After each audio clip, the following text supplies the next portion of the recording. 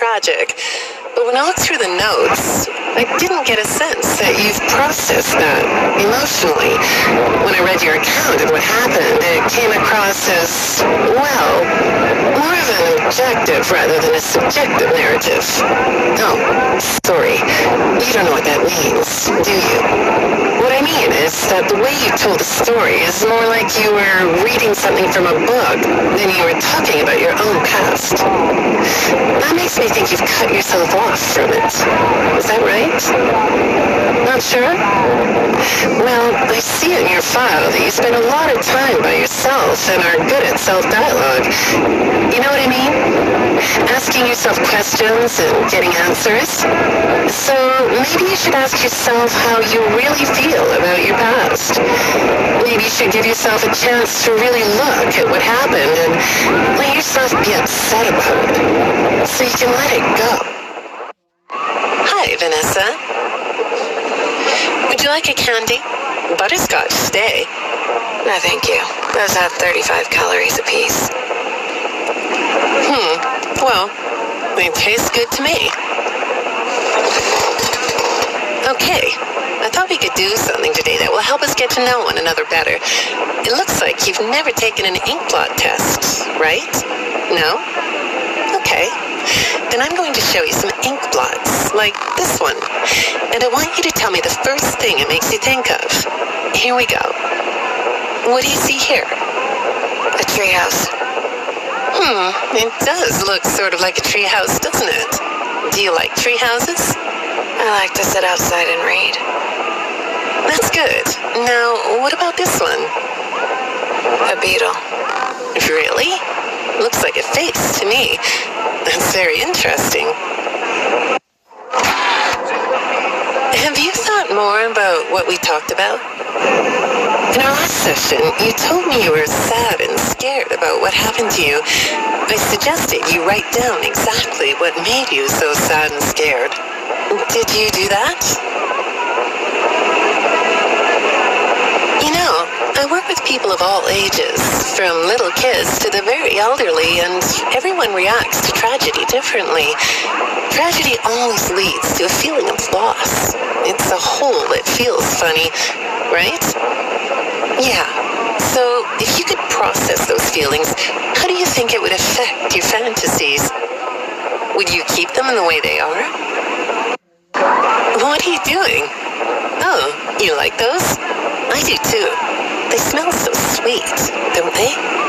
Apparently, the janitor on this floor has a garden and has been putting bouquets in the offices here for years. Do you ever grow things? No? I work a lot. I know you do. Maybe more than you should. More free time would do you good. Do you have a hobby? No? Perhaps we could find one for you, like a sport. No? I have a craft space in my basement. Maybe I could come up with something you could learn to do. I don't like dark basements.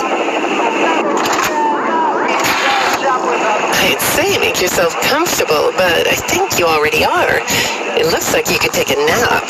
That's a nice chair, isn't it? According to these message logs, you've been working pretty late over the last couple of weeks. Or not working. Are you ready to talk about who you're interacting with?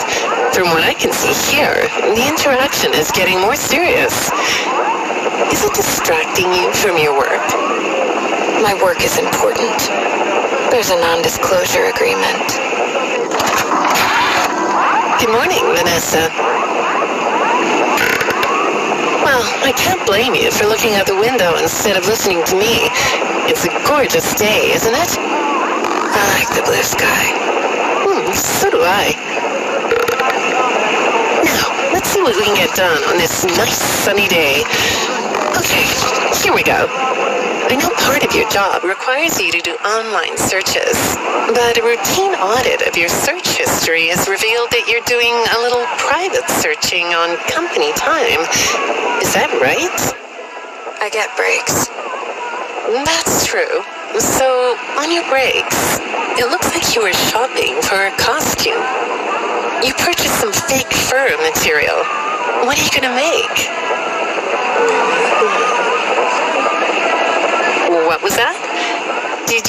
say the costume is a secret? Why is that?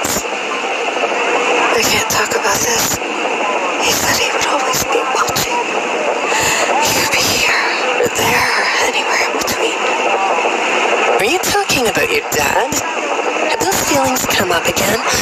I hate sounding like a broken record, but this is something you really need to resolve if you're ever going to be happy. I compartmentalized him. He slipped away. No, that's not what I mean. You can't just ignore the issue. You have to face your memory of the experiences and process them so you can let it go. So you don't get triggered anymore. You can use this sort of self-dialogue to release these things. I don't like doing that. Well, okay. We'll get back to that. I'd really like to know something about this costume. What's it for? I understand you'll be transferring to a different location soon. I'll be sorry to see you go. I think we've been making progress, don't you?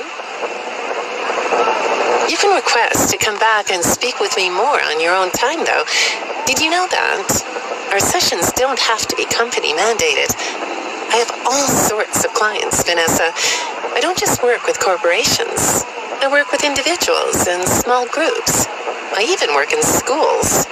I'm wherever I'm needed. I'm needed somewhere else now. Thank you. When I'm getting to know a new client, I like to start by finding out directly from them what they like to do. How do you spend all the time you have? Nothing. Well, how do you feel about sports? You like sports? Yeah? No? Oh, I get it. You like to watch them, but not play them. You like being inside, don't you? I get that. Lots of weird stuff outdoors, isn't there?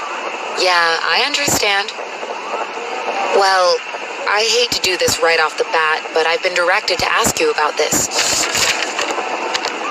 Apparently, I'm the 4th therapist you've had. And apparently, all 3 of your former therapists have gone missing. Or 2 of them are missing.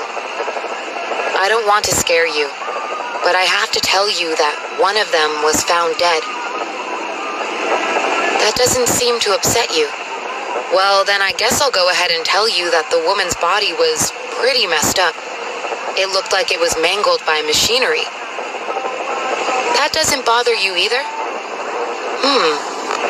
It's all pretty strange, I think.